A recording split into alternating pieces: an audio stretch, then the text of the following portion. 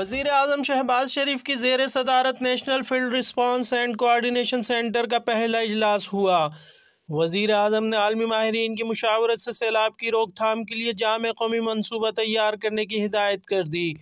وزیر اعظم نے عالمی ماہرین کی مشاورت سے سیلاب کی روک تھام کے لیے جامع قومی منصوبہ تیار کرنے کی ہدایت کرتے ہوئے کہا کہ ملک کو قدرتی آفات سے بچانے کے لیے مؤثر نظام اور بہتر بنیادی ڈھانچے کی تعمیر ناگزیر ہے۔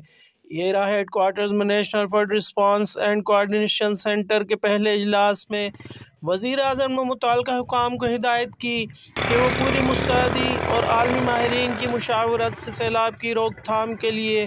جامع منصوبہ تیار کریں۔ ملک میں نکاسی آب کے نظام کی بہتری کے لیے ایک قابل عمل لائحہ عمل پیش کرنے کے لیے وزیر اعظم نے کمیٹی بھی تشکیل دی اور کمیٹی کو ہدایت کی کہ مستقبل میں سیلاب سے ہونے والے نقصانات کو کم سے کم کرنے کے لیے غور و فکر کریں۔